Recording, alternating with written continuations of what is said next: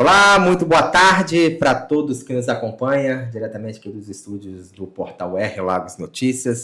Estamos aí inaugurando mais um podcast, o Fortrack Cash, inaugurando hoje aqui, nesta terça-feira, na cidade de Cabo Frio, são 16 horas e 55 minutos. E para essa inauguração não poderia ser diferente.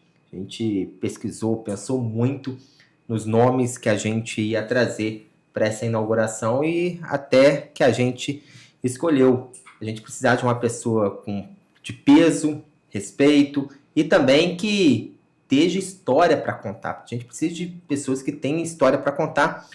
E essas pessoas que estão comigo aqui hoje têm história para contar. A gente hoje vai entrevistar, nasceu no Rio de Janeiro no dia 27 de janeiro de 1963. É um jornalista político brasileiro. Foi deputado estadual por 3 mandatos, senador e também governador do estado do Rio de Janeiro, onde ficou no cargo por 8 anos e foi considerado pela revista Época um dos 100 brasileiros mais influentes de 2019. A gente vai entrevistar hoje aqui Sérgio Cabral Filho, mais conhecido como Sérgio Cabral, que está com a gente hoje aqui. E também vamos entrevistar aqui também, nasceu no Rio de Janeiro, dia 7 de maio de 1991, é um político também. Nas eleições de 2014, foi eleito deputado federal pelo Rio de Janeiro com quase 120 mil votos. Em dezembro de 2014, através do governador Pezão, anunciou ele como secretário, né, no seu governo de Esporte e Lazer da Juventude do Estado do Rio de Janeiro. A gente vai falar com Marco Antônio Cabral, pré-candidato a deputado estadual pelo Rio de Janeiro. Gente, pai e filho vieram do Rio de Janeiro, diretamente aqui na cidade de Cabo Frio. Cabral, obrigado pela sua participação aqui, uma satisfação muito grande te receber aqui, um carinho muito grande. Marcos também, obrigado pela participação de vocês aqui. A gente que agradece. Entendeu?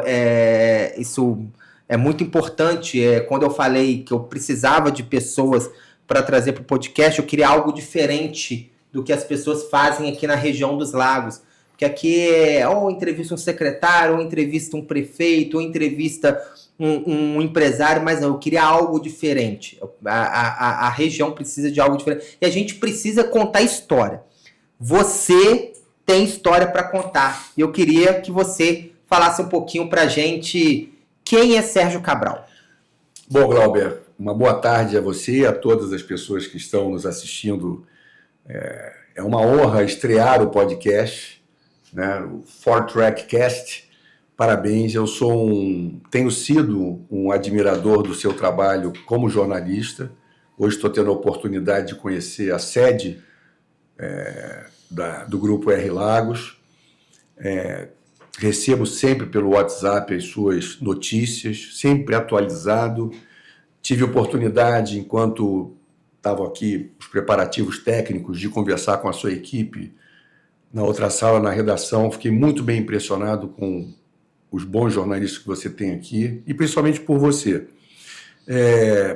E vir aqui, para mim, não é nenhum esforço, porque como você leu aí, antes de ser político já era jornalista, eu sou jornalista, eu prezo muito, sobretudo no interior, Glauber, o trabalho feito com seriedade pelo jornalismo de qualidade.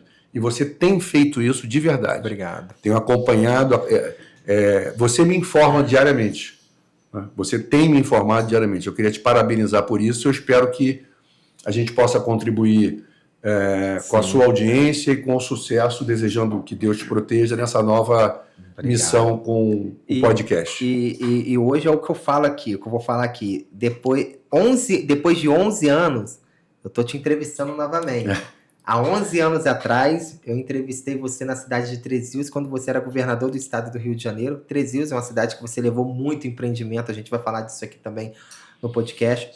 foi quando você inaugurou a Neobus. Você levou a Neobus. A fábrica. Eu tenho algumas fotos. Na época, o celular ainda era aquele... Estava começando, então eu tenho algumas fotos de você recebendo o ônibus da diretoria da Neobus, juntamente com o prefeito na época, que era o Vinícius. Então, tipo assim, foi aonde eu tive a oportunidade, quando eu comecei no jornalismo em 2010, mas nessa área eu estava começando a ingressar na política. E você foi uma das primeiras pessoas que eu tive a oportunidade de entrevistar. Então isso é bacana.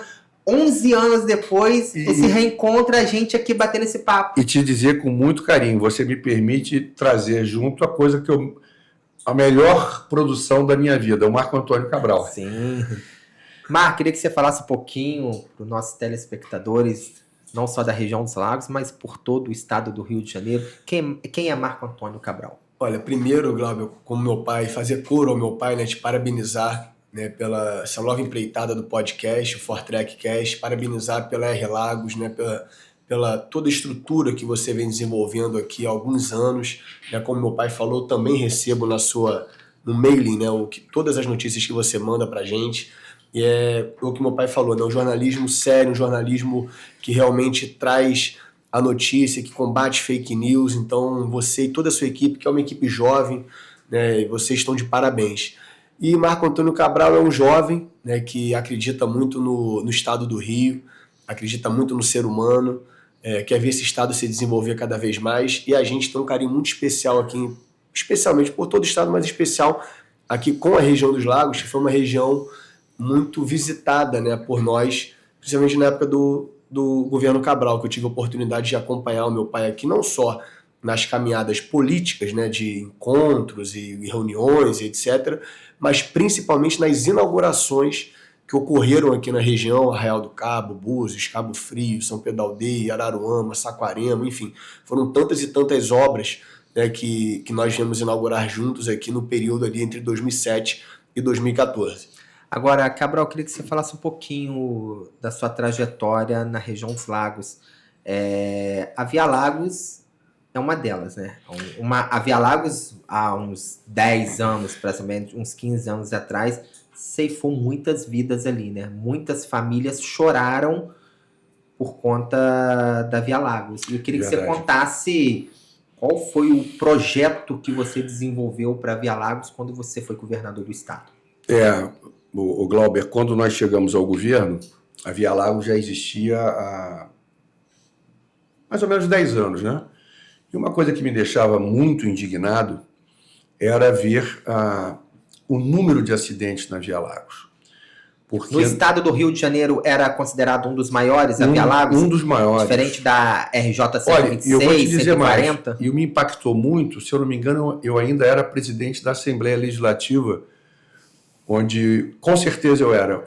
Eu fui presidente de 1995 a 2002 da Assembleia, durante 8 anos. Lá pelos idos de 2001, um querido amigo, traumatizado, porque uma família vindo na direção contrária da Via Lagos atravessou a pista e ele, não tendo o que fazer, bateu no carro e houve morte. Aquilo ficou em mim, além de todas as notícias que eu via. Quando eu cheguei ao governo, na renovação da concessão da Via Lagos, eu chamei a concessionária e disse, olha, só uma forma, estabelecemos uma lista de investimentos que a empresa deveria fazer, mas um fundamental, a construção de guarda-reios em toda a pista, em toda a rodovia. Então, se você vai do início da Via Lagos ao final da Via Lagos, você vai encontrar guarda-reio em toda a pista. Isso é consequência do nosso governo. Praticamente você fez na Via Lagos o que é a 040, né? Duplicada. Exato. Né? Porque exatamente, porque primeiro que a duplicação ali ela não existia. Era um risco danado, porque a faixa era menor. Então, eu exigia alargamento da faixa e o guarda-reio. Quer dizer, aquela mureta, que horas ela em alguns momentos ela é mais alta, outros momentos menos alta. E você imagina quantas vidas, milhares de vidas foram salvas desde que nós fizemos isso na Via Lagos. Então, É um prazer para mim sempre. E aí eu vou passando, Glauber, e vou vendo, por exemplo, só na Via Lagos ali, antes de entrar na Via Lagos, lá em Rio Bonito, eu vi A UPA 24 horas, todas as UPAs 24 horas do estado foram construídas por mim. Aqui em Cabo Frio nós temos 2 unidades de pronto atendimento 24 horas, Tamoios e aqui na cidade. Foram inauguradas por mim. Então, assim, a região dos lagos, eu tenho... Semana passada eu fiquei muito emocionado, né, Marco? Vimos juntos o programa do Globo Repórter, a salvação da Lagoa de Araruama. Quer dizer, quem desobstruiu o canal do Itajuru fomos nós. Quem construiu a ponte sobre a RJ 140 aqui, 140. Fomos nós. A ponte que dá nome ao Wilson Mendes. Wilson Mendes. Fomos nós que inauguramos a ponte e nós é que abrimos o canal do Itajuru. Essencial para a salvação da Lagoa de Araruama. Essa matéria foi espetacular, porque ela mostra dos anos 2000 até hoje a maneira que a lagoa estava praticamente se perdendo, o desmatamento dela, várias... não tinha mais pesca. Não tinha mais pesca, os cavalos marinhos já estavam sumindo. Tudo. E qual é a minha vantagem, né? Que Marco também tem, porque foi deputado federal, foi secretário estadual de Esporte e Lazer, é ter começado cedo. Marco hoje tem 34. Eu comecei muito cedo, então, assim, todas essas mazelas eu ouvia, Glauber, dos políticos da região. Então, quando eu fui presidente da Assembleia, né, deputado Marquinho Mendes, deputado Alaí Correia, deputado Jânio Mendes, todos falando para mim as mazelas da região. Depois eu como senador da República. Então eu fui registrando o que era prioridade. A questão da Via Lagos, a questão da saúde, né? A questão da Lagoa. Porque aí claro, eu fui o deputado mais votado do Brasil em 98. Tive 380 mil votos para deputado estadual. Então eu vinha muito aqui na região e ouvia os pescadores falarem comigo: governador, pelo amor de Deus, não tem mais camarão, não tem mais nada aqui. Então, nós demos prioridade a isso. E a Beth Lucchesi, ela foi muito correta na matéria da TV Globo, ao dizer que o que salvou a Lagoa de Araruama, fundamentalmente, foi a abertura do canal do Itajuru. E você esqueceu, pai, da principal obra na área da saúde da região, que também era uma demanda antiquíssima aqui da região dos lagos. Eu lembro de várias reuniões, deputados indo pedir, na época do governador, a questão de um hospital regional. Que é o de Saquarema. Porque é o H-Lagos, que fica em Saquarema, que atende, né, toda a região dos lagos, não só a cidade de Saquarema. Fundamentalmente maternidade. Maternidade é muito forte. Isso também é muito bom falar. A gente fala um pouco de saúde, porque hoje a gente tem esse Saquarema e tem o ERC, que você praticamente todo reestruturou ele e reformou ele tudo. Porque recentemente, ou há 2 anos atrás, aconteceu em finais de semana sequentes aqui na região dos lagos, que foi matéria no Brasil todo, uma sequência de acidentes envolvendo lanchas. E essas explosões que aconteceram, teve mortes, pessoas que morreram. E foi o Roberto Chabo que atendeu. Exatamente, porque, tipo assim, o HCE aqui em Cabo Frio não suportava o tipo de estado, precisou transferir rapidamente, estabilizaram no ERC, e ali depois fizeram, dependendo do grau de queimaduras, as pessoas foram transferidas. Tanto que eu acho que em Nilópolis tem um hospital específico para queimaduras, e isso é muito importante. O quanto e tem o Andaraí, saúde, que é o federal.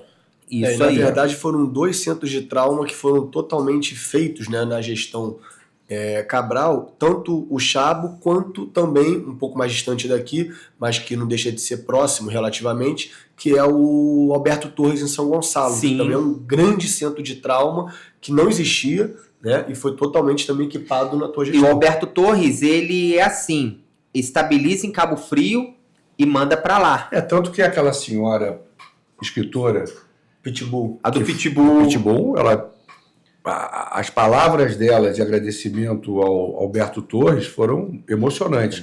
De fato, não havia... tanto o Alberto Torres, bem lembrado, tanto o Alberto Torres em São Gonçalo como o Roberto Chabo em Araruama são hospitais antes e depois do meu governo, com os centros de trauma. E o H-Lagos, que era um sonho da região, nós fizemos lá em Bacaxá, é a maior referência de maternidade. Na verdade, eu fiz 7 hospitais no estado, Glauber. Eu fiz aqui na região dos Lagos o H-Lagos, eu fiz no sul do estado o Zilda Arns, eu fiz em Paraíba do Sul o Dona Lindu, que você conhece. Que é referência hoje para ortopedia de trauma. Eu fiz o Hospital da Criança na Vila Valqueire, na capital. Que quando nós visitamos, encontramos famílias da região dos Lagos. Encontramos um pais com uma criança já com 7, 8 anos de idade, e os pais disseram desde que... Eram de Maricá. Desde que essa criança nasceu, ela se trata aqui no Hospital da Criança. Caraca, que então, legal. 5, foram 7 hospitais. Eu estou esquecendo o Instituto Estadual do Cérebro, com o Paulo Niemeyer, que é uma referência no Brasil. Da Mãe e da Mulher. E o Hospital da Mãe, em São João de Meriti, e o Hospital da Mulher em Mesquita. Não, ao contrário. Perdão, o Hospital da Mãe em Mesquita e o Hospital da Mulher em São João de Meriti, que é para partos de alto risco e atende o estado inteiro também, Glauber.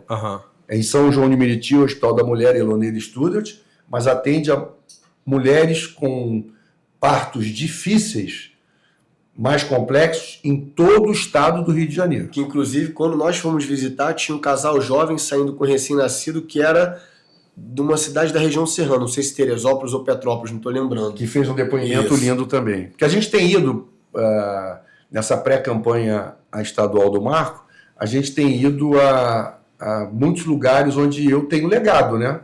E até registrado, filmado e tudo, né? Porque é uma forma também de relembrar a população, né? Afinal, já são 11 anos que eu não sou governador. Eu saí em 2014, né?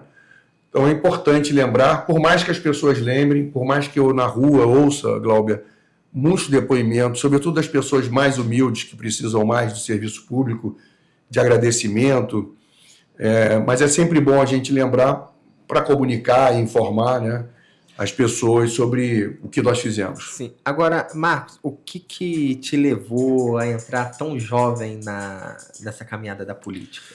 Olha, primeiro, o que mais me saltou os olhos foi realmente o momento de campanha eleitoral.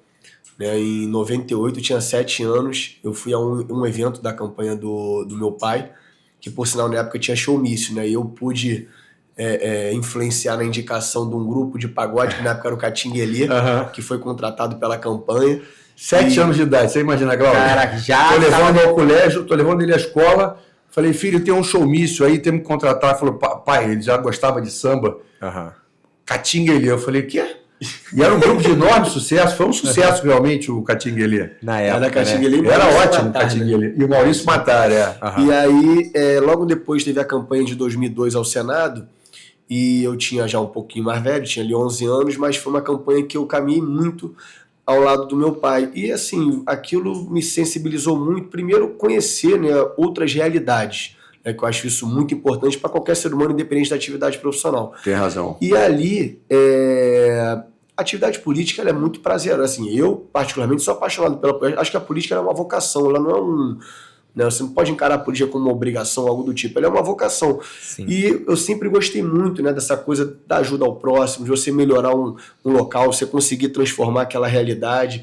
E ali eu comecei até a parte mesmo de discursos, de falas, né, aquilo me encantou muito ali na eleição de 2002.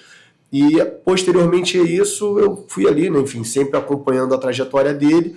E aí quando ele... E a tua militância estudantil, né? Eu ia chegar agora. Quando ele se elege governador em 2006, logo depois, faltavam 2 anos para eu concluir o colégio, já era parte do Grêmio Estudantil, né? E aí eu me lanço presidente do Grêmio, acabo ganhando do Colégio Santo Inácio, com oposição, ganhou bem. Que era um colégio muito cheio, né? Um colégio que cada série são 7, 8 turmas de 40, 50 alunos, bem tradicional. Então ali eu comecei a militância estudantil, vamos dizer assim. Chegamos a fazer passeatas na época, etc., e reivindicando coisas de vestibular na época e tal. E depois fui para o Diretório Central dos Estudantes da PUC, né, onde eu até conheci, por exemplo, hoje o deputado federal Marcelo Queiroz, entre outros amigos aí que eu fiz na época da faculdade. E logo entrei no MDB. Né, quando eu fiz 16, 17 anos, eu já me filiei. E aí entrei na juventude do MDB, que era um movimento que tinha uma força, mas ele estava ali no momento em decadência. A gente acabou reestruturando essa militância jovem do partido por todo o estado do Rio, onde eu também conheci diversos amigos, né? Conheci, por exemplo, hoje o Gabriel Souza, que é vice-governador do Rio Grande do Sul, o Renan Filho, que hoje é ministro do Transporte, o Hugo Mota, que hoje é presidente da Câmara, todos esses eram companheiros de juventude do MDB daquele momento. Então eu sempre vivi nessa parte política e sempre gostei, né, de militar. Deixa eu dizer com orgulho, Valdir Raupp, senador da República, na ocasião era o presidente nacional do partido, e foi até a mim dizer o seguinte: olha, tem disputa na Juventude Nacional do PMDB, só há o nome de consenso, Marco Antônio Cabral. Aí Marco foi eleito presidente nacional da Juventude do partido, quando o PMDB era o PMDB, hoje infelizmente é um partido bem pequeno, né? O MDB na época era a maioria no Senado, na Câmara e tal, e de governadores também.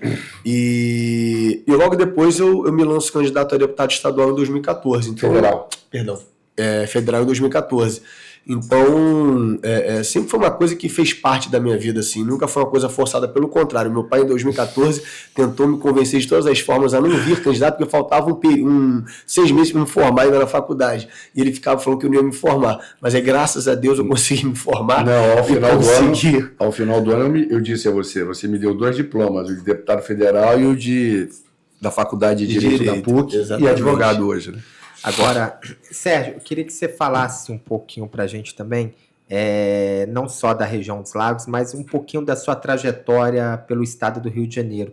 Na época que você foi candidato a governador, né, foi eleito, você foi o governador que mais fez prefeitos pelo estado do Rio de Janeiro. E isso mostra o quanto você era forte na política naquela época, né, e fez essa quantidade de parcerias. E fora que tem muitos prefeitos da sua época que hoje ainda estão no poder, voltaram a ser prefeitos, né? É verdade, Glauber. E há também os novos prefeitos que eu fiz uma boa amizade. Aqui em Cabo Frio, por exemplo, eu sou muito amigo do Marquinhos Mendes, ex-prefeito, do Alaí Correia, ex-prefeito, e me dou muito bem com o prefeito Serginho, que é uma amizade mais recente, quando ele era deputado. Então, e com o vice, o Miguel é um querido, o Miguel Alencar, que eu conheci, presidente da Câmara, e que também, como um jovem político, tem memórias bem menino quando eu exercia os meus mandatos. E só um motivo para te interromper, mas só uma coisa interessante da trajetória do meu pai, que eu também peguei como inspiração para mim, é que meu pai, ele tinha nas campanhas uma coisa muito bacana da política, que era assim, no palanque dele subia todas as forças da cidade, né, pai? Ele nunca segregou assim, não, o Glauber não pode, o fulano não. Não, pelo contrário, ele sempre aglutinou em torno dele, né, o prefeito, o ex-prefeito, que as cidades normalmente têm ali os seus clãs políticos. Exato. Né? Mas ele, pelo contrário, ele sempre colocava todos os... E eram momentos realmente engraçados, que ficava todo mundo junto ali, tanto na campanha do Senado em 2002, quanto nas 2 campanhas ao governo 2006 e 2010. Agora, tinha Força 1, Força 2, Força 3, Força 4, eu não quero saber, eu quero todo mundo junto aqui, e faziam um convívio harmônico com todos, né? E naquela época que você tinha acabado de ser eleito, o Estado também estava muito sucateado, muita coisa para ser feita, né? Muita obra para ser reconstruída. E tipo assim, não só dentro do Rio de Janeiro, mas o Estado todo. Aí imagina, você fez vamos supor, você fez os 96 municípios, você fez os 92 municípios, os 92 prefeitos você elegeu. O telefone não parava. Toda hora um prefeito. Me socorre em Cabo Frio, me socorre em São Pedro, me socorre em Saquarema. Tipo assim, como que era essa relação? E modéstia à parte, vou dar assim, 2 exemplos que me passam a cabeça. Um ex-prefeito, que é o pai até do secretário de saúde da cidade do Rio, o Zé Eliezer, foi prefeito de Lages do Moreaé, se eu não me engano, 4 ou 5 vezes. Ele frisa até hoje para mim: governador, não havia hora para te ligar. O Arley, prefeito de Teresópolis, que foi prefeito de Teresópolis, foi me visitar essa semana, falou: governador, ele falou para um amigo, não te falei, ele mandava e-mails na época, e o BlackBerry, que era o Zap da época, dia e noite. Carlão aqui de Rio das Ostras, o próprio Marquinhos Mendes aqui pode testemunhar aqui em Cabo Frio. Então, e eu, como disse o Marco, né, política, você tem que gostar do que você faz, né, e eu gosto da política, eu gosto da atividade política. Hoje, nos bastidores, não disputando nada, de cabo eleitoral do pré-candidato Marco Antônio Cabral a deputado estadual, mas é uma coisa que está no meu sangue. Então, eu sempre procurei dar essa atenção. Acho que o fato de eu ter sido presidente da Assembleia Legislativa há 8 anos, né, e eu fui muito cedo, eu fui eleito com 31 anos para o meu segundo mandato. Sim. Completei 32 em janeiro e em fevereiro me elegi presidente da Assembleia, onde eu fiquei dos 31 aos 39 anos, quando eu me elegi senador. Também fui o senador mais jovem do Brasil, em 2002. Então eu sempre procurei, e lá no Senado também me agregou muito valor, sabe, Glauber? Porque era o Sarney, era o Antônio Carlos de Magalhães, enfim. E naquela época, como que era a sua articulação com o presidente do Brasil? Tinha um relacionamento? Não, na verdade é o seguinte, como presidente da Assembleia, eu tive um excelente relacionamento com o Fernando Henrique Cardoso, né? Excelente relacionamento. A quem eu conhecia antes de eu ser presidente da Assembleia e antes dele ser eleito presidente da República. Então era uma relação já mais antiga. No primeiro, com o presidente Lula, nós não tínhamos uma relação próxima. Só que em 2002, ele tinha uma memória boa minha, porque em 2002 o ex-governador Garotinho saiu em abril e chegou a Benedita da Silva, assumiu o mandato. E ele foi à posse da Benedita, né? Que foi na Alerj. Que foi na Alerj, onde eu era o presidente. Então, quem deu posse à Benedita, como eu havia dado posse a outros governadores, como presidente da Alerj, fui eu. E aí o protocolo dizia que só falavam, né? Normalmente, numa posse de governador, fala o presidente da Assembleia como anfitrião, e quem está dando posse, e o eleito, o empossado, no caso a Benedita. E eu abri possibilidade para o Lula falar. Eu falei, estamos aqui diante de um nome histórico, e era a terceira vez que ele disputava a presidência, isso foi em abril, a eleição foi em outubro. Eu não fiquei com ele naquela eleição, fiquei com o José Serra, tanto no primeiro quanto no segundo turno, e cheguei ao Senado como um senador independente. Uhum. E criamos uma bancada dentro do partido, que era uma bancada meio independente, que era o Ramos Tebet, que é o pai da Simone Tebet, já faleceu, era um querido amigo meu, e o Pedro Simon, que era um grande senador pelo Rio Grande do Sul, um dos nomes mais importantes da política brasileira. E aí eu, enfim, tive uma relação de muita independência em relação ao primeiro mandato do presidente Lula. Quando eu me elejo, quando eu me candidato a governador em 2006, eu não tinha candidato a presidente, Glauber. Naquela época? Não, porque... E o Lula tinha 2 candidatos a governador. O Crivella, que era senador comigo, e o Vladimir Palmeira, que era o candidato do PT, o famoso líder estudantil da década de 60, que era deputado federal na ocasião. E o Geraldo Alckmin tinha 2 candidatos a governador, a Denise Frossard, a juíza, e o Eduardo Paes. Quem foi... E eu não tinha nenhum dos dois, nem o Lula, nem o Alckmin, por decisão minha. Quando eu fui para o segundo turno, em 2006, aí sim eu faço uma aliança com o presidente Lula, que disputava a reeleição, e a Denise Frossard, que foi comigo para o segundo turno, tinha o Geraldo Alckmin como candidato a presidente.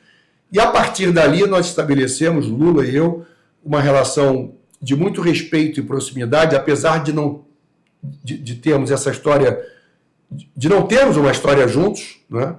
De uma relação muito formal entre mim e ele, mas acabamos criando uma relação baseada na parceria para fazer coisas pelo Estado do Rio de Janeiro. Naquela ocasião,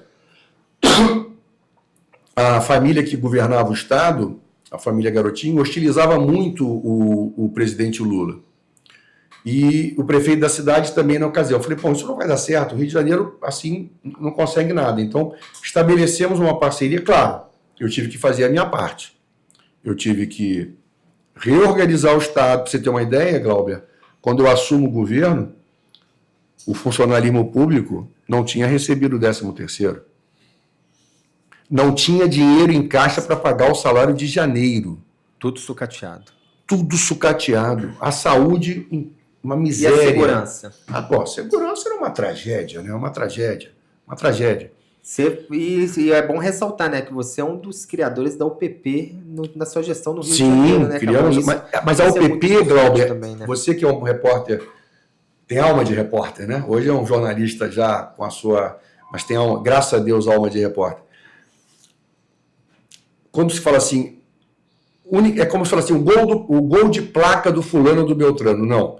Tem todo um conjunto de ações para chegar a esse gol de placa, né? Então, por exemplo, eu vou te dar um exemplo. Antes de chegar às unidades de polícia pacificadora, nós fizemos o seguinte: reajustamos o salário dos policiais todos os anos. Há 10 anos que a Polícia Militar não tinha um reajuste. Nós reajustamos todos os anos os salários da Polícia Militar, da Polícia Civil, da Polícia Penal e do Corpo de Bombeiros. Para ativo e inativo. Ah, sim. Bem lembrado, para os ativos e para os inativos.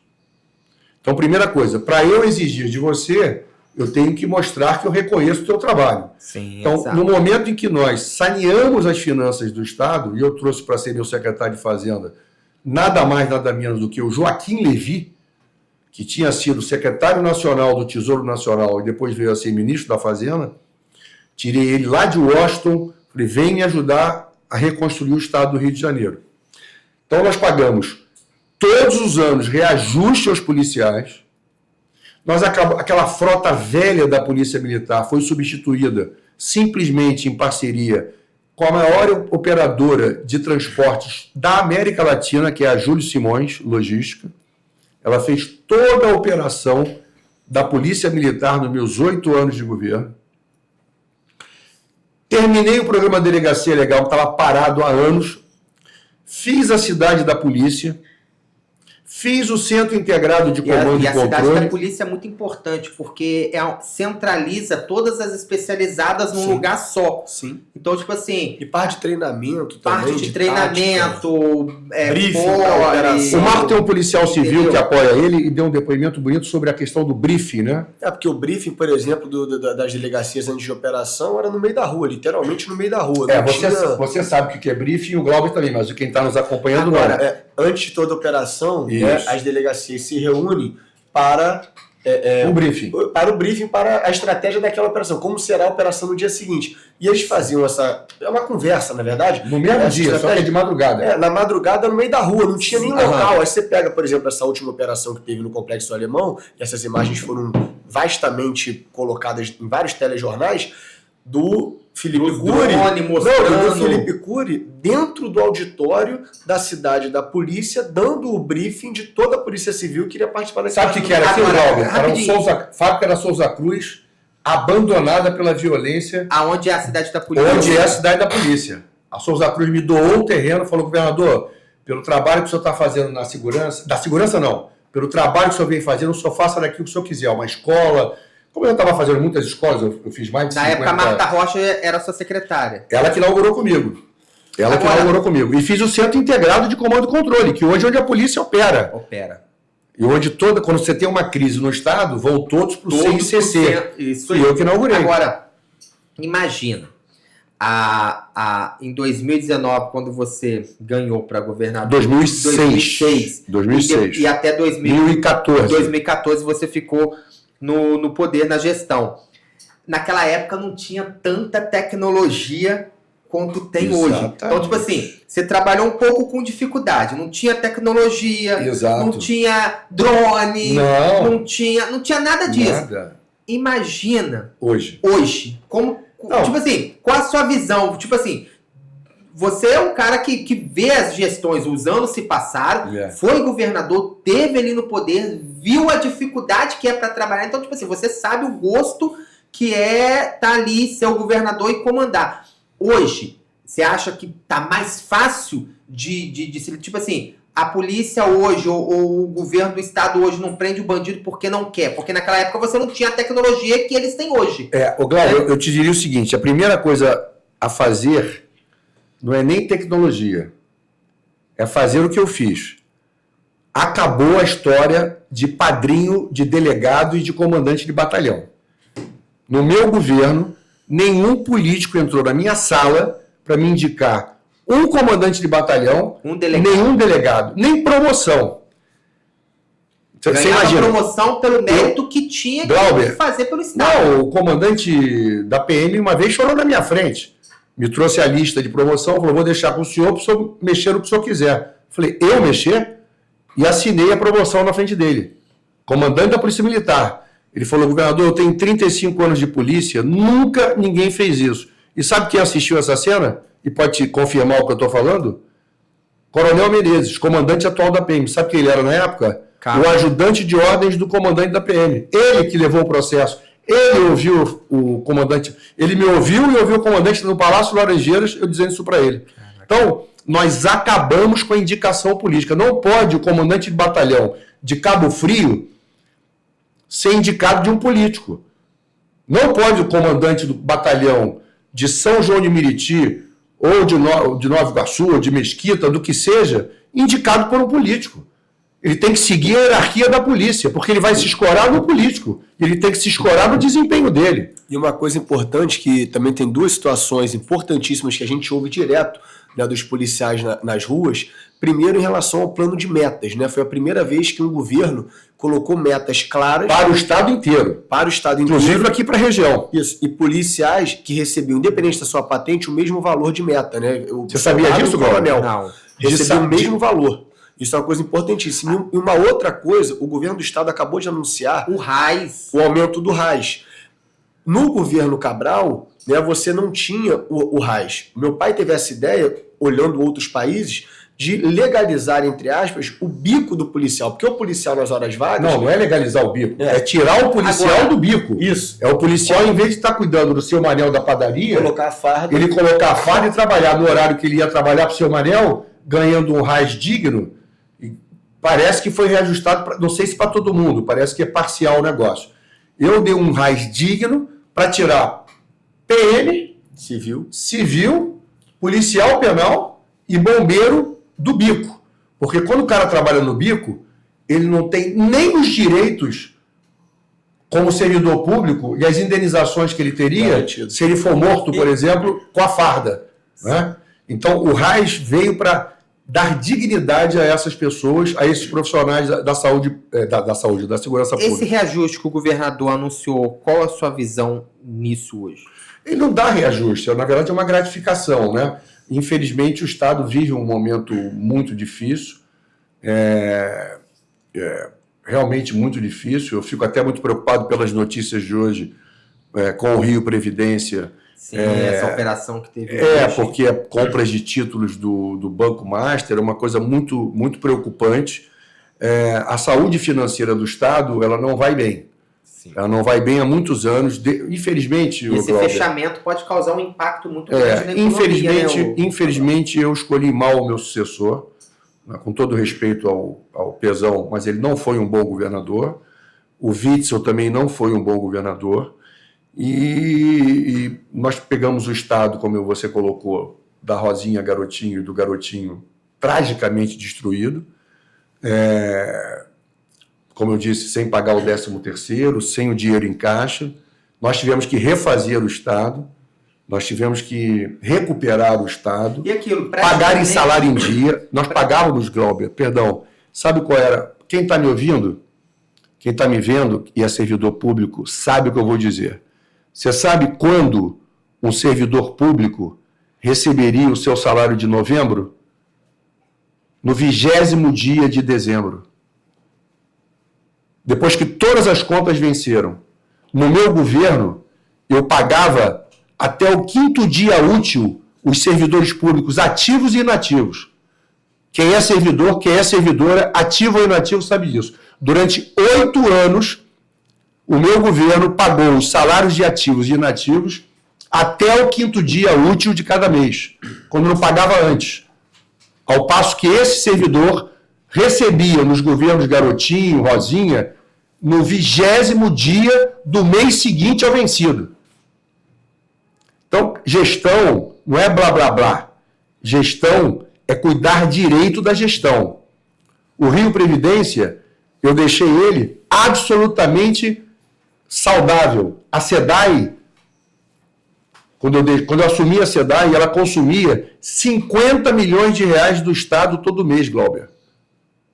50 milhões o Tesouro Estadual tinha que pagar a SEDAI. Quando eu deixei a SEDAI, quando eu deixei o governo, nós tínhamos em caixa bilhões de reais e tínhamos pago bilhões de reais de dívida, que foi o que permitiu fazer a concessão, a terceirização da operação. Senão não podia. Então, assim, governar... Eu tive falhas? Tive. Eu sou perfeito? Não. Mas o nosso governo entregou.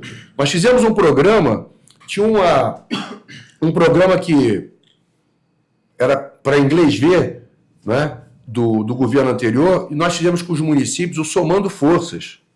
Sabe quanto é que eu distribuí para todos os municípios do estado? E você é testemunha disso em Três Rios. O Somando Forças fez o principal viaduto da cidade. Sim, e esse viaduto ele foi muito importante para a cidade de Três Rios, porque esse viaduto, o trem corta a cidade. E o hospital Exatamente. Fica do outro lado da cidade. Então tinha um acidente na o fluxo de acidente ali em Três Rios é muito grande dentro da 040. Exato. E também dentro da cidade. Então, tipo assim, tinha um acidente na 040. Aí pegava, o bombeiro vinha, o trem estava passando, como é que o trem chegaria no hospital? Não tinha como. Marcos, sabe como é que a gente fez o programa ali? O Marcos sabe bem disso, que ele acompanhou.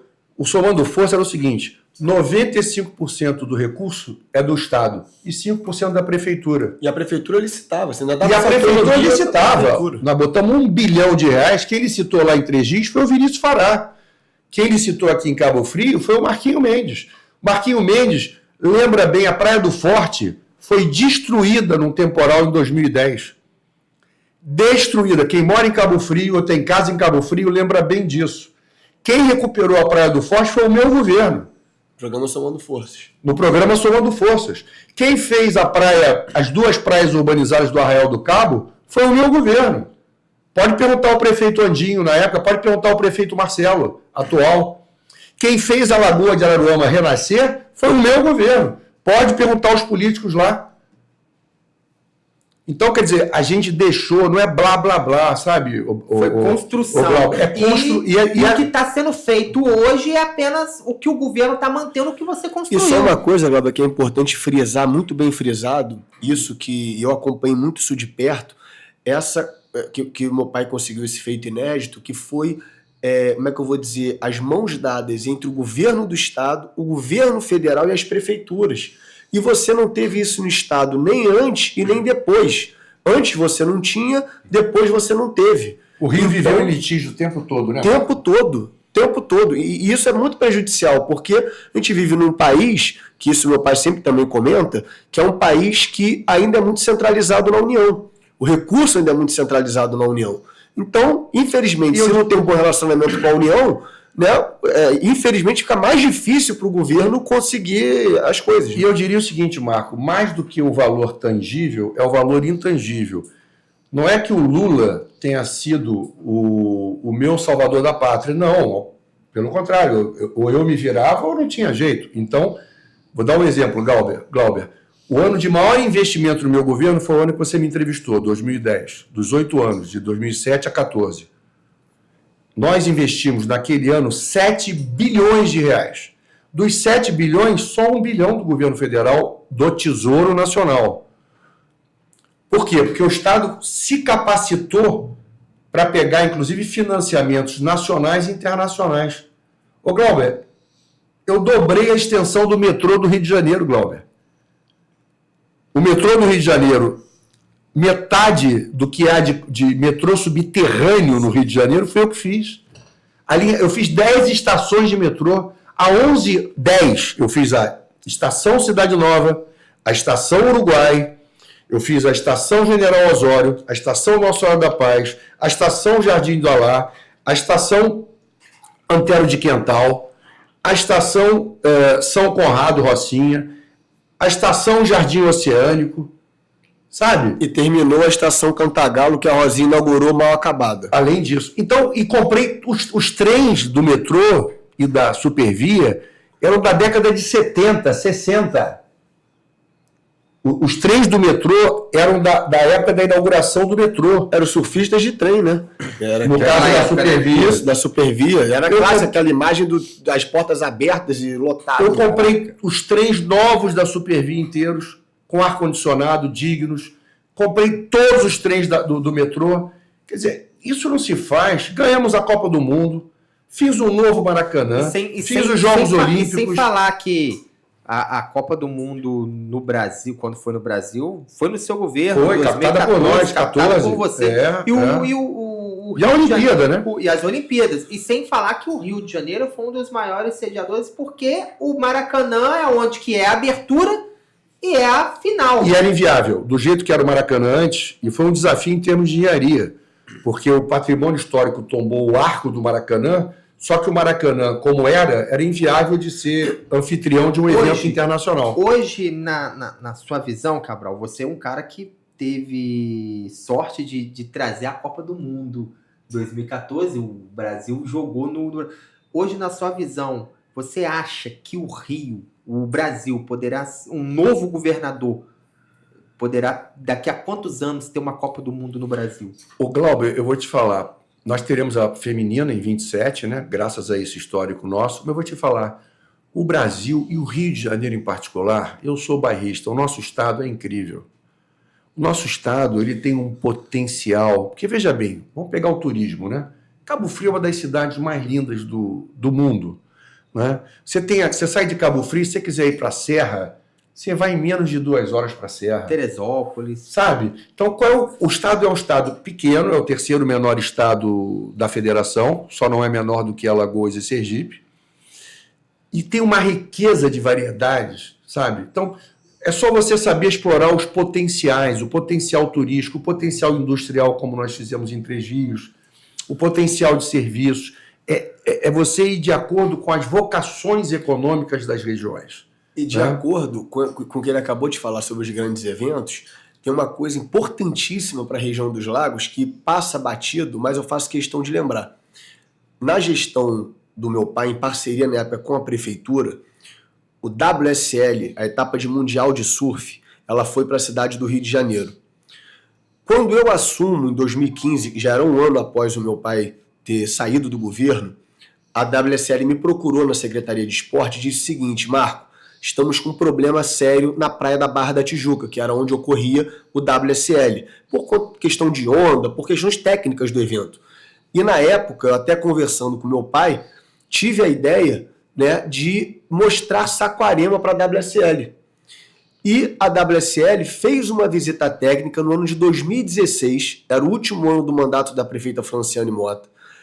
A WSL veio em Saquarema, passou 2 ou 3 semanas em Saquarema, retornou na minha sala, que eles estavam com a proposta com maior recurso de Santa Catarina, nós íamos perder o Mundial de Surf para Santa Catarina, nós conseguimos construir a saída, né, para Saquarema, que, na minha opinião, assim... E ficou, né? Não, na minha opinião, né? É o maior evento esportivo hoje da região dos lagos. É, sim. Evento televisionado para mais de 130 países. É. Saquarema e região dos lagos aparecem para mais de 130 países no mundo todo, porque o surf hoje é o segundo esporte mais assistido de todo mundo, ainda mais com os brasileiros, né, que sempre estão ganhando campeonatos. E não é à toa que virou até esporte olímpico, né? Sim. Não, por exemplo, aqui na região, como é que eu vou transformar, como é que eu posso dizer que Cabo Frio tem é um polo turístico? Como é que eu posso dizer que São Pedro da Aldeia é um polo turístico? Como é que eu posso dizer que Arraial do Cabo, que Guaba Grande é um polo turístico, Araruama é um polo turístico, Cabo Frio, se eu não salvo a Lagoa de Araruama? Se eu não abro o canal do Itajuru? Se eu não faço a ponte sobre a RJ 140? Então não é blá blá blá, você tem que falar. Como é que é a questão do câncer aqui? Aqui tem um Oncosol. O convênio foi assinado por mim. Quem trouxe o atendimento pelo SUS, do tratamento oncológico aqui, foi o meu governo. Foi o meu governo que trouxe o tratamento de câncer para a região dos lagos na minha época, Marco Antônio. Também teve além da UPA 24 horas. E a ligação Cabo Frio-Búzios, na época, que também... Ah, sim, a RJ Cabo Frio-Búzios, que é a RJ 120, se eu não me engano. Não é? Acho que é 120. Tinha mais buraco que a Lua. É? Não. A RJ... E eu vou te falar, essa RJ... Eu não sei como está hoje. Hoje ela tá boa. Graças a Deus. Naquela época ela era perigosa, mas ela também é um pouco perigosa. Porque o que acontece? Uma estrada que é muito perigosa você também, chegou aqui em Cabo Frio há pouco tempo.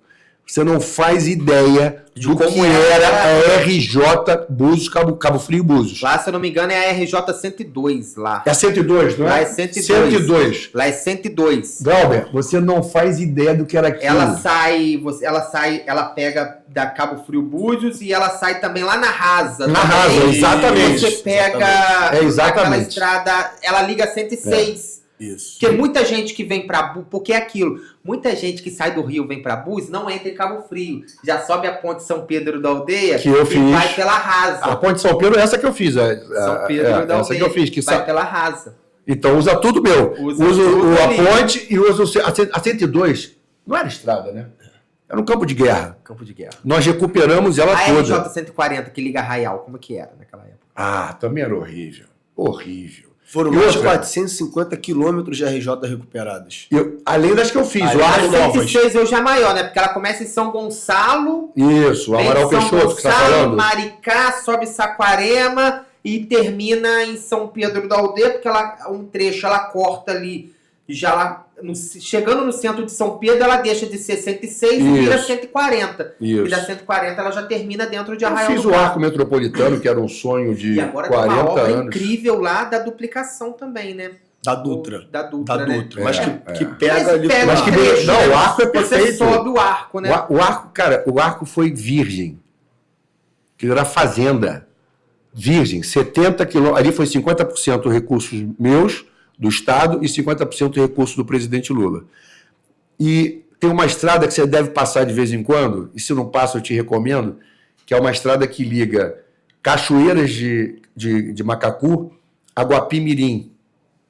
Há pouco tempo eu fui em Teresópolis, mas eu não sei se eu passei. Eu não peguei acho que eu não sei se é Dutra ali, o arco direto. Eu entrei em Guapimirim. Você passou. Eu entrei dentro de Guapimirim, peguei uma estradazinha e ela já me liga dentro ali aí é BR. Da BR. Ela me liga na BR, depois eu... trecho eu já começo a subir a Serra de Teresópolis ali. Não foi essa não. Foi essa não, né? A Cachoeira de Macacu, eu faço questão sempre de contar essa estrada. É a que vai para Friburgo? Isso. Eu acho que eu sei, tem uma subidinha de uma ponte, desde que você subir a ponte, você passa direto embaixo dela. Ela é de asfalto borracha, cara. Asfalto borracha. Nós usamos ali 30, estamos na fase da COP 30, nós usamos ali 30 mil pneus inservíveis, Glauber. E por que eu estou falando isso? Estamos falando de manutenção de estrada. Há 12 anos que ela não sofre manutenção. Ela drena melhor a água, ela é ecologicamente muito melhor do que o asfalto, e ela tem uma durabilidade maior e uma aderência maior do pneu do carro a ela. Uhum. A gente devia investir, se eu hoje pudesse aconselhar em termos de estradas a quem está no comando, investir no asfalto borracha. Né? Então, o que eu fiz no governo foi... Eu vi um vídeo que vocês gravaram sobre isso, muito interessante. Eu comprei as barcas novas. Agora, como nós compramos os trens. Por mais que ao passar dos anos, que tipo assim, vai entrar governadores, vão sair governadores, que é um cargo que entra e sai. Por mais que as pessoas tentam ou queiram apagar a lembrança Cabral, não tem como. Porque, a não ser que entre agora, daqui a 10 anos, entre um novo governador, jogue tudo no chão e constrói tudo de novo. Glauber, qual é o negócio? Você tem políticas públicas que são políticas públicas de Estado, né? Como, por exemplo, quando você faz um hospital de referência, aquilo vai ser eterno, tende a ser eterno. Uma UPA 24 horas tende a ser eterno. Por mais que você faça uma reforma, tire o nome do governador e coloque outro nome. Mas o que vale é o projeto, é o que está antes do meu pai entrar no governo, era muito comum aqui no governo do Rio, você ter políticas ali, vamos botar assim, para ganhar um voto rápido ali, uma política que entrega um vale isso, um cheque aquilo, etc. Aí acaba tudo, aquilo não tem consistência. Então, assim, as políticas públicas do governo Cabral, né, tiveram consistência. O arco metropolitano, a gente poderia citar vários aqui, o metrô, são políticas públicas que a população usa no dia a dia. Né? Marco, eu vou contar aqui uma história sobre legado, o tangível e o intangível. Ano passado, eu gosto muito da gestão de Mesquita, na Baixada Fluminense. E ano passado eu recebi lá em casa o Jorge Miranda, que foi o grande prefeito de Mesquita, e o seu sucessor, o Alex Miranda, Alex Maroto. E aí o Alex estava sentado na mesa, Glauber, almoçando comigo na minha casa e com o prefeito Jorge Miranda. Ele muito tímido, ele é o atual prefeito da cidade, Alex. Muito tímido, assim, eu tô olhando para ele, eu falei, o que é? Você quer falar alguma coisa comigo? Ele falou, quero sim, governador. Quero dizer que eu era estudante da rede pública e o senhor me entregou um laptop pelo meu desempenho no ensino médio. Eu recebi das suas mãos quando eu era aluno do ensino médio. Caraca. Então, assim, sabe? Os projetos da educação voltam. Porque, tipo assim, Olimpíadas de Matemática, Olimpíadas de Português, todas as coisas. O Estado... Igual eu falo, eu nunca estudei em colégio particular. Tanto porque... Você estudou em Três Rios. Três Rios. Minha família nunca teve condição de pagar um colégio particular para mim. Ou para qualquer um da minha família. Então, nunca estudei em colégio particular. Sempre estudei em escola pública. Estudei numa escola em Levi Gasparian, chamada Salatiel Machado da Fonseca, em Levi Gasparian. Depois, estudei no Coronel Antônio Peçanha, que era o governo, era do Estado, que era do primeiro e segundo ano. Mas eu tive excelentes professores, porque os professores que eram concursados do Estado e dava aula no Estado, também dava aula no particular. E foi o maior recorde de concurso da história da Secretaria Estadual de Educação, foi esse período. Às vezes, eu tinha professor que não utilizava o livro que o governo do Estado dava para os alunos. Eles usavam muito a apostila Ângulos, aquelas apostilas Ângulos que eles davam no Estado. Tinha professor que seguia. O aluno que às vezes tinha condição de pagar uma xerox, paga uma xerox para você ter o material. Usava um parâmetro do livro didático do que o governo do Estado oferecia, junto com aquele material didático. Então, tipo assim, e é o que eu falo, naquela época, não estudava quem não queria. Era uma merenda de qualidade, era um ensino de qualidade. O professor tinha paciência para explicar, para ensinar. Glauber, olha ônibus só. na porta, tinha ônibus na porta, para mim, conhecido como o amarelinho. O amarelinho, foi o amarelinho. Eu andei no amarelinho. Eu entreguei centenas de ônibus amarelinhos, comprei para todo o estado, para as 92 cidades. Eu coloquei ar-condicionado em todas as salas de aula de todos os colégios estaduais.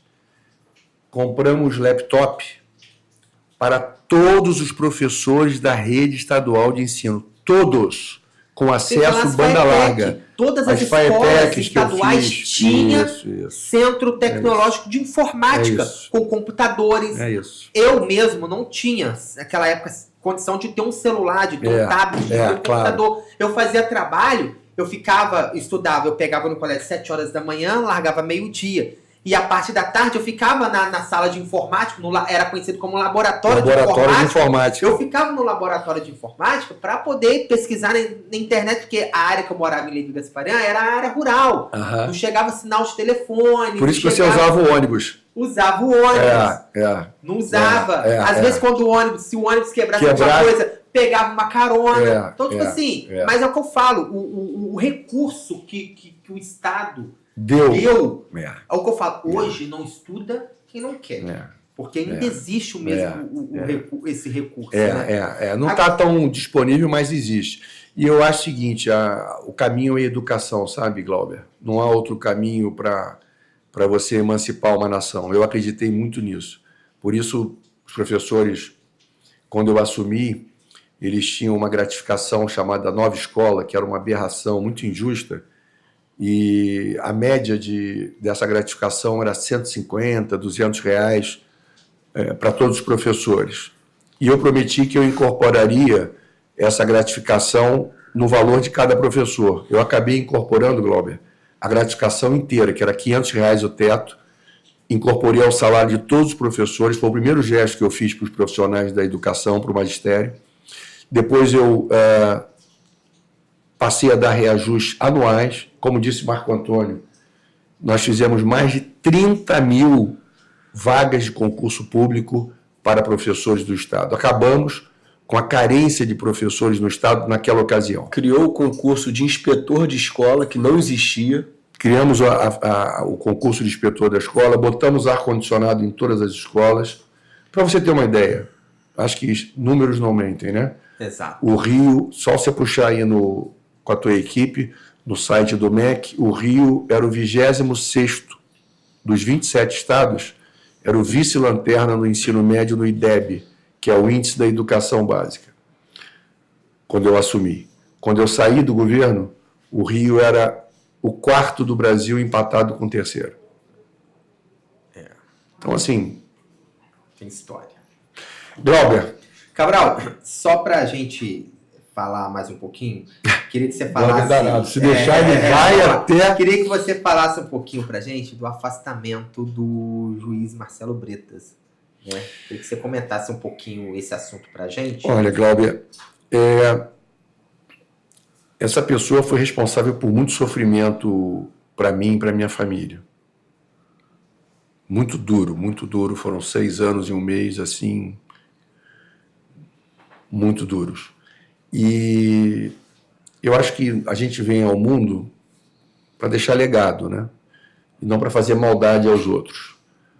E esse ex-juiz, ele foi retirado da vida pública pelo Conselho Nacional de Justiça.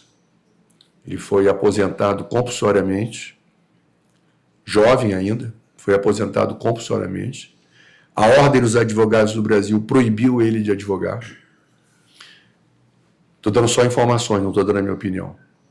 E eu prefiro dar só as informações. Agora, Deus sabe o que faz, então é Ele o Senhor de todas as coisas. Ele viu o que foi feito comigo. Hoje eu estou aqui com você, dando uma entrevista, ao lado do meu filho amado, mostrando com esse espírito público. Você acha que isso para mim, isso é tudo, cara. Essa perseguição foi para tentar pagar o seu legado? Sei. O que tanto você fez pelo Estado? Eu sei que assim que o governador Witzel ganhou, ele entrou no jatinho com o Witzel, foram para Brasília de mãos dadas, frequentaram... Mas eu não sei. Eu acho que ele... Não vale a pena gastar o meu tempo falando de uma pessoa que só fez mal, não a mim, ao Rio de Janeiro, a milhares de famílias, a milhares de empresários, a empregos, a pessoas. É de um sadismo, não comigo, com o Estado do Rio de Janeiro, alguém que não entendeu a sua função judicante, e por isso a justiça se faz e ele foi afastado e está em casa.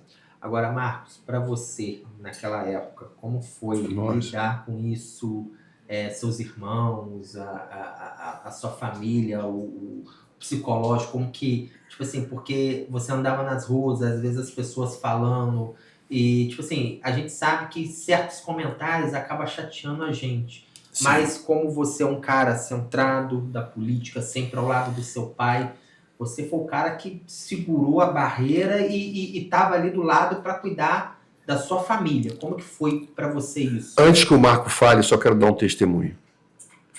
Esse menino, no auge da Lava Jato, diante dessas circunstâncias, enquanto filhos de políticos importantes do Estado omitiam o sobrenome, esse jovem de 34 anos, um adulto jovem, nunca esqueceu, nunca escondeu o sobrenome dele. Ao contrário de filhos de outros políticos que foram meus amigos. Filho de um político que foi meu grande amigo, presidente da Assembleia, que me sucedeu. Seus filhos esconderam o sobrenome. Meu filho nunca escondeu o sobrenome dele. E uma coisa, Glauber, que eu vou te responder essa pergunta, assim, são duas formas. Primeiro, do ponto de vista pessoal, obviamente, um desgaste muito grande, pressão midiática muito grande. E como meu pai falou, Deus é o Senhor de todas as coisas. Então, me apeguei muito a Deus, muita fé e resiliência e perseverança, né? Que isso é um mote, assim, a gente... Mandela tem aquela... Martin Luther King tem aquela célebre frase, né? Se você não puder voar, corra. Se você não puder correr, ande. Se você não puder caminhar, rasteje, mas continue sempre em frente. Então esse foi sempre o meu mote ali furacão que a gente estava vivendo. Então, do ponto de vista pessoal, né, muita perseverança, muita fé. E do ponto de vista público, né, eu sei quem é meu pai, eu sei o que ele construiu enquanto deputado, senador, governador, né, e a gente via isso, inclusive, nos momentos de maior adversidade que a gente passou, né, enfim, as famílias vindo falar com ele, contando casos nos legados do governo dele. Então, a gente sempre soube quem a gente era. Meu pai sempre soube, né, o político que ele foi, o que ele deixou de legado e milhares e milhares de vidas que ele salvou e transformou na carreira dele.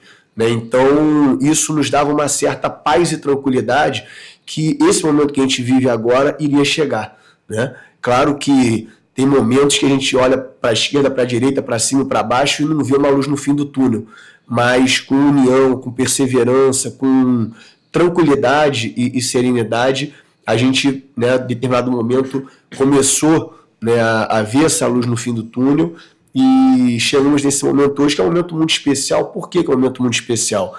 Porque tem aquela velha frase, né, o tempo é senhor da razão, né, que a gente usa como lugar comum, mas ela é verdade, né, o tempo é senhor da razão. Então precisou aí de 9, 10, 11 anos, né, para que as próprias pessoas que são massacradas pela quantidade de notícia negativa, mídia, aquela coisa toda, elas fazem hoje uma avaliação um pouco mais sóbria, com um pouco mais de tranquilidade, olhando, né, o que foi o governo Cabral e referendando o governo Cabral. A gente hoje anda nas ruas, né, nós não somos hostilizados, pelo contrário. As pessoas que param para falar são servidores públicos que lembram com carinho do governo dele, são pessoas que foram salvas nos hospitais que ele construiu, pessoas salvas nas UPAs que ele construiu, pessoas que usufruem o transporte público do qual ele falou. Então, assim, isso hoje é muito bacana. Né? E o tempo é o senhor da razão. Então, precisou o tempo, né, para isso acontecer. Agora, Cabral, antes de eu passar a palavra para ele, que eu quero fazer mais uma pergunta para ele, eu queria te fazer essa pergunta. Essa operação recentemente que teve no Rio de Janeiro, no Complexo do Alemão, no Complexo da Penha, quase 170, quase 160, praticamente traficantes mortos, porque a polícia comprovou a passagem criminal de cada um elemento. Foi uma operação muito bem sucedida, apesar de quase, acho que 2 policiais ou 3 policiais... 4 policiais mortos e um baleado, né? 15 baleados. 15 baleados.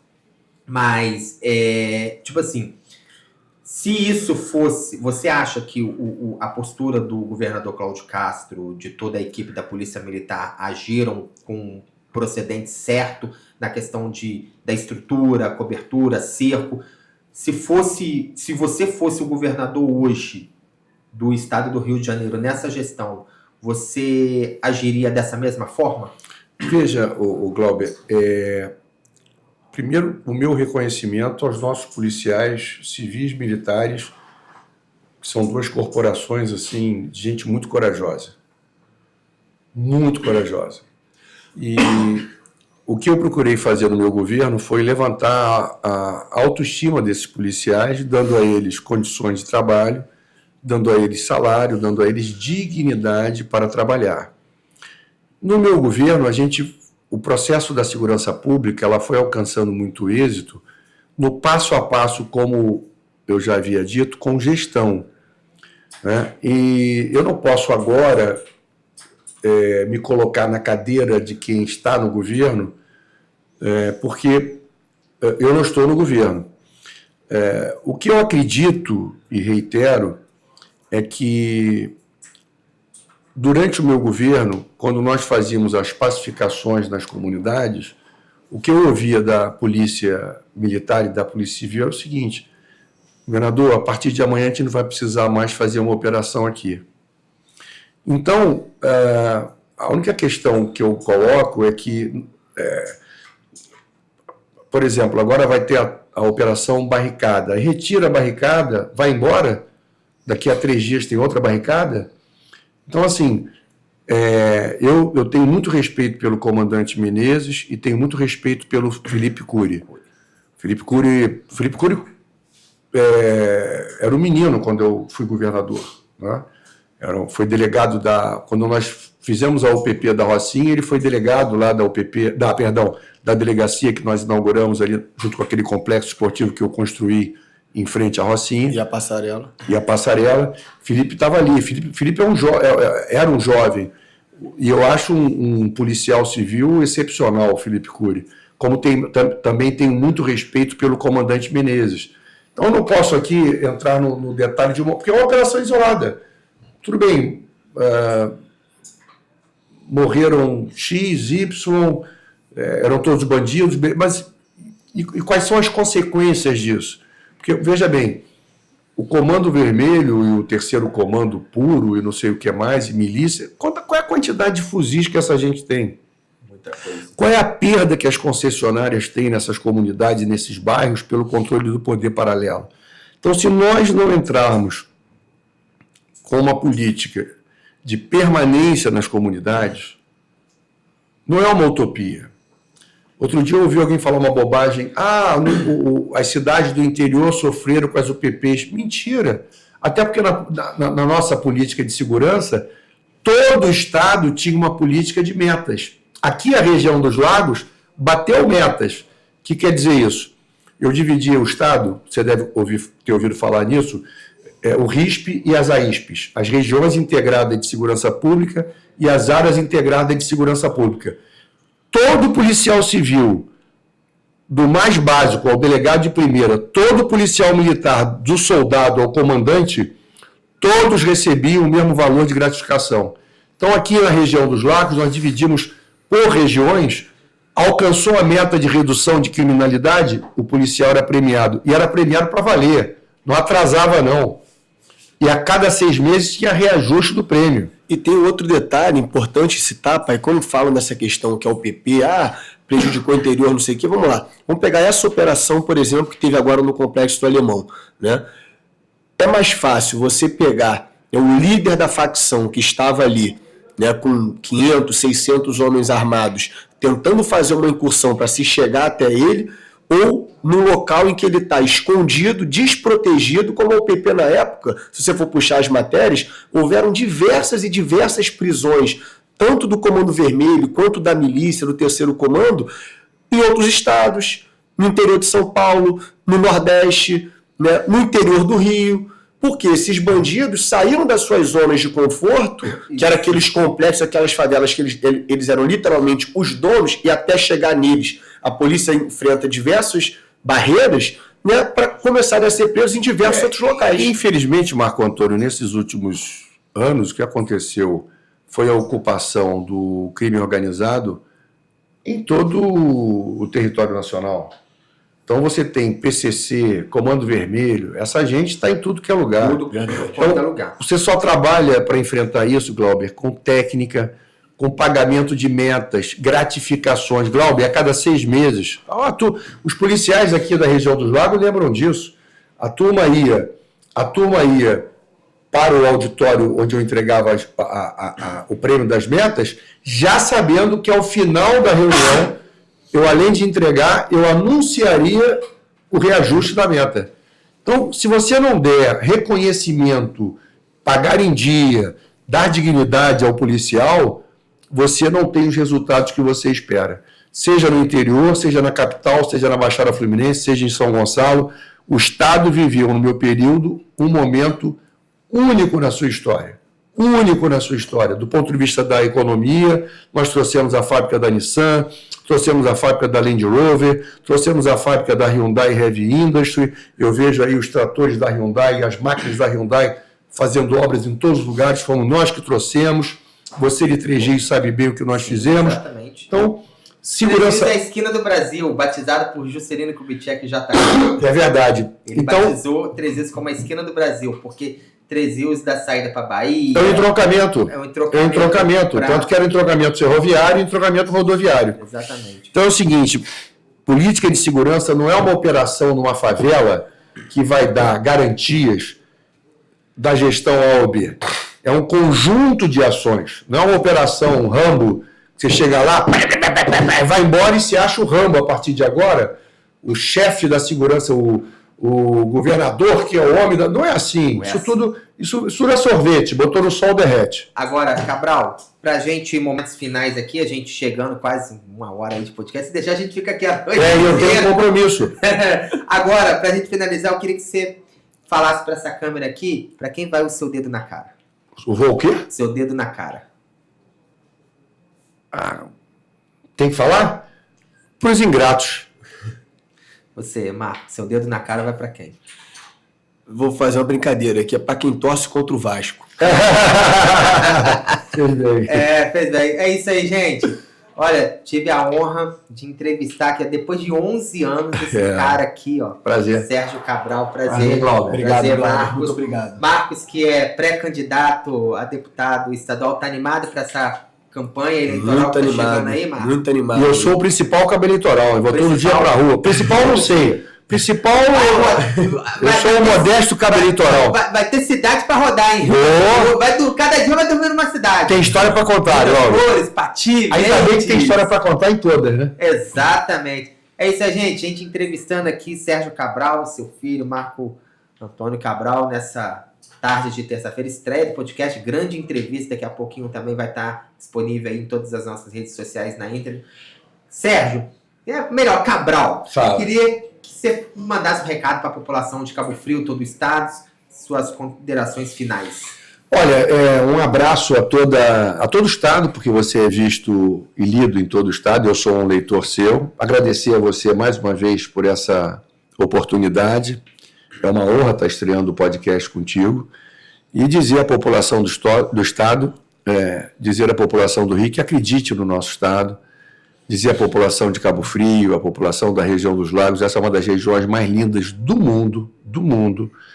E eu tenho certeza, eu acredito no progresso, acredito na ordem, acredito na família, acredito em Deus, e eu sou muito otimista.